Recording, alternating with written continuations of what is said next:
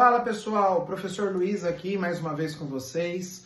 É um prazer estar aqui mais uma vez passando um pouquinho dos nossos conhecimentos aí para vocês, né? E hoje eu vou passar para vocês uma dúvida que surgiu de um aluno meu, né? A gente estava tendo uma aula hoje, aí o aluno, depois na hora do intervalo lá, ele veio e me fez um questionamento que não tinha muito a ver com a nossa matéria, mas vamos lá, a gente tem que responder os alunos, né? Ele me perguntou como prescrever alongamento muscular de uma forma correta. Beleza, cheguei para ele e perguntei, quais são os tipos de alongamento que você conhece, né? Aí ele me respondeu assim, alongamento ativo e alongamento passivo. Bom, beleza. Alongamento ativo e alongamento passivo. A gente tem outros tipos de alongamento, né? Temos estático, dinâmico, balístico. Aí eu peguei e falei para ele assim, todos esses alongamentos aí que você possa imaginar, escutar alguém ter falado, vamos tentar criar uma forma fácil para a gente desenvolver o nosso trabalho. Vamos pensar em duas situações, um alongamento elástico e um alongamento plástico. O que isso quer dizer? Vamos lá, se eu pegar aquela região sarcoplasmática lá dentro da fibra muscular, né, puxando lá da histologia, puxando da citologia lá, aquele pequeno compartimento que a gente vai ter, né, que tecnicamente é a região contrátil do nosso músculo, o sarcômero, né, o retículo sarcoplasmático, onde tem a presença aí de duas proteínas, né, nós temos a actina e a miosina, né, duas estruturas aí que promovem o processo de movimentação desse sarcômero, né, e eu tinha um professor que dizia que a movimentação nada mais é que um deslizamento da actina sobre a miosina. E vamos tentar entender um pouco essa ideia para a gente aplicar no alongamento nessas duas questões que eu passei para vocês. Tanto o alongamento elástico quanto o alongamento plástico. Vamos lá. No sarcômero, a gente tem duas linhas, né, que delimitam esse sarcômero, que a gente chama elas de linhas Zs. Então, o músculo está relaxado, as linhas Zs estão posicionadas aqui, os conjuntos proteicos são aqui no meio.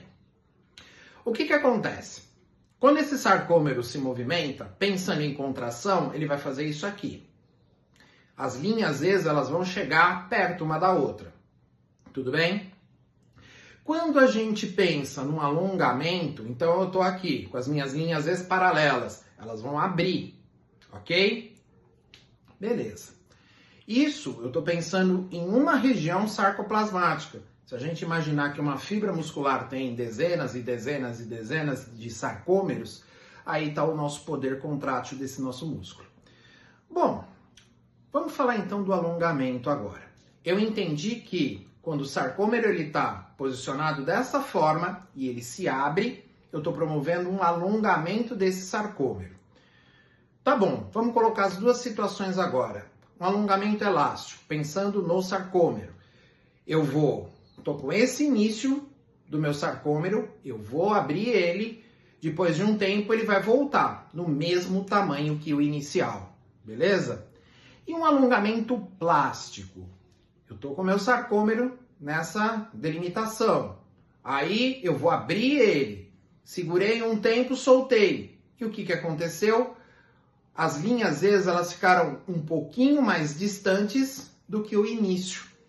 Então, o alongamento elástico, eu mantenho a mesmo tamanho de região sarcoplasmática e no alongamento plástico eu aumento um pouquinho, eu ganho um pouquinho a distância entre as linhas Zs.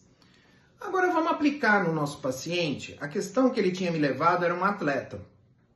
Eu aplico um alongamento no meu atleta antes de um jogo, tá? E aí vem uma outra questão que a gente pode levantar e vocês podem responder depois para mim.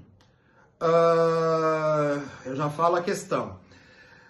Vamos lá. Se o cara vai começar a jogar, tudo bem?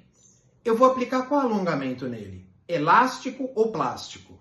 Se eu aplicar o plástico, a chance desse cara ter uma lesão na musculatura é muito maior. Por quê? Eu criei um estresse no sarcômero, ok?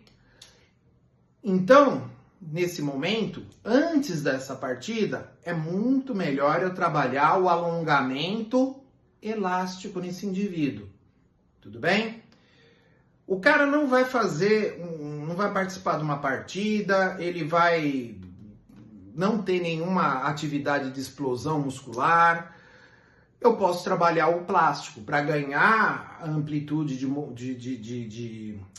das linhas E's, né? Ganhar esse espaçamento das linhas E's, para posteriormente eu fortalecer e depois começar um tratamento aí de trabalhar essa elasticidade desse sarcômero. Tudo bem? E a outra questão que a gente pode começar a tentar discutir, e aí eu vou pedir a ajuda de vocês, coloquem aí o que vocês acham. Alongamento muscular, eu posso considerar ele um tipo de aquecimento antes de uma partida ou não, tá? Coloquem aí e justifiquem. Nos acompanhem aí nas redes sociais, no Instagram e também no canal do YouTube, que eu já vou disponibilizar para vocês aí. E nos acompanhem lá, muita coisa legal está sendo colocada.